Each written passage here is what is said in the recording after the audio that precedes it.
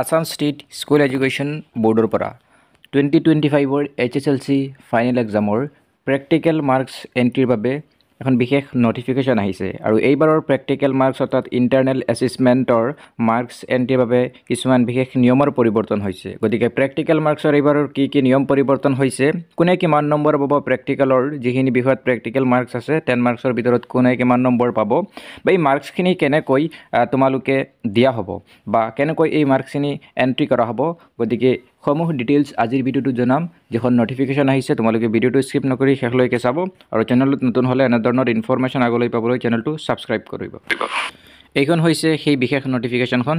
ইয়াত কৈছে যে it is for the information of all schools affiliated under ASSEB Division 1 that the marks entry portal for internal assessment will be opened on 23 December for the HSLC final examination 2025। যে কোৱা হৈছে 2025 বৰ্ষৰ final এক্সামৰ যি practical বা internal এছেছমেণ্টৰ marks আছে সেই মাৰ্কছখিনিৰ যি পৰ্টেল আছে সেই পৰ্টেলটো অহা 23 ডিচেম্বৰৰ পৰা 23 ডিচেম্বৰৰ পৰা আৰম্ভ হ'ব।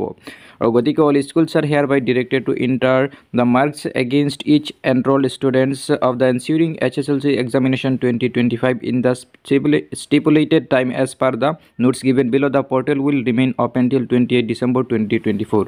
অৰ্থাৎ সকলো ইনষ্টিটিউশ্যনে 23 ডিচেম্বৰৰ পৰা 28 ডিচেম্বৰ তাৰিখৰ ভিতৰত ছাত্ৰ ছাত্ৰীৰ যি মাৰ্কছ এণ্ট্ৰি আছে ইণ্টাৰনেল এছেছমেণ্ট প্ৰেক্টিকেল মাৰ্কছখিনি তেওঁলোকে মাৰ্কছ এণ্ট্ৰি পৰ্টেলত গৈ তেওঁলোকে ছাবমিট কৰিব লাগিব। আৰু ছাবমিট কৰিবলৈ কিছুমান কেতবোৰ বিশেষ নিয়মৰ পৰিৱৰ্তন কৰিছে। সেই নিয়মবোৰ হৈছে নাম্বাৰ 1 যে in the IA marks entry portal enrolled candidates will be pre populated along with their subject. যিখিনি প্ৰত্যেক ইনষ্টিটিউশ্যন বা স্কুলৰ যিসমূহ ছাত্ৰ ছাত্ৰী আছে তেওঁলোকৰ যিসকলে অহা বৰ্ষত পৰীক্ষা দিব তেওঁলোকৰ ছাবজেক্ট আৰু নামৰ সৈতে সেই পৰ্টেলটোত অট'মেটিকেলি সেইখিনি আপডেটেড থাকিব।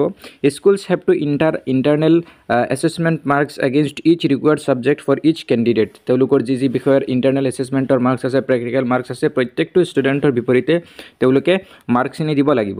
আৰু তাৰপিছত কৈছে the internal assessment marks of subject English will be pre-populated based on the candidates performance on the central assessment 1 and 2 of spoken English। বিশেষকৈ কৈছে ইংৰাজী বিষয়ৰ বাবে ছাত্ৰ ছাত্ৰী যিহেতু স্পকেনৰ পৰীক্ষা দিছিল এছেছমেণ্ট দুটা, গতিকে সেই চেণ্ট্ৰেল টেষ্ট দুটাৰ ওপৰত ইংৰাজী বিষয়ৰ মাৰ্কছখিনি নিৰ্ভৰ কৰিব। কিন্তু for the candidates whose marks are not pre populated school has to enter marks based on their earlier internal assessment. কিন্তু যদি কোনো ছাত্ৰ ছাত্ৰীৰ স্পকেনৰ মাৰ্কছখিনি নাথাকে বা কোনো ছাত্ৰ ছাত্ৰীয়ে যদি স্পকেন পৰীক্ষা দিয়া নাই তেওঁলোকৰ মাৰ্কছ যদি শ্ব' নকৰে বা যদি অট'মেটিকেলি তেওঁলোকৰ ইংৰাজী বিষয়ৰ প্ৰেক্টিকেল মাৰ্ক তাত নাথাকে তেন্তে ইনষ্টিটিউশ্যনে নিজাববীয়াকৈ সেই মাৰ্কছখিনি তেওঁলোকৰ ইণ্টাৰনেল এছেছমেণ্টৰ তেওঁলোকৰ যি অৱস্থা আছে সেই অৱস্থাৰ ওপৰত নিৰ্ভৰ কৰি স্কুলেও ছাত্ৰ ছাত্ৰীৰ মাৰ্কছ দিব পাৰিব। তাৰপিছত কৈছে যে for the subjects general mathematics, general science, social science, advance mathematics and geography schools have to enter the internal assessment marks by themselves based on their internal assessment। ইয়াৰ যি কেইখন ছাবজেক্ট কৈছে এই ছাবজেক্টখিনিৰ যি প্ৰেক্টিকেল মাৰ্কছ আছে সেই মাৰ্কছখিনি ইনষ্টিটিউশ্যনে বা স্কুলে নিজাববীয়াকৈ ইণ্টাৰ কৰিব পাৰিব। অনলি ইংলিছৰ প্ৰেক্টিকেল মাৰ্কছখিনি স্পকেনৰ টেষ্টৰ ওপৰত নিৰ্ভৰ কৰিব। তাৰ লগতে কৈছে IA internal assessment marks on submitted can not be altered. এতিয়া এবাৰ ছাবমিট কৰাৰ পিছত সেইখিনি পিছত আৰু কাৰেকশ্যন কৰিব পৰা নাযাব।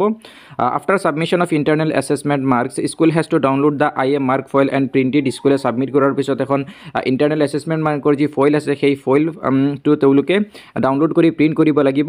And in the printed IA mark foil all subject teachers including English, maths, science, social, advance mathematics, geography and head of the institutions have to sign.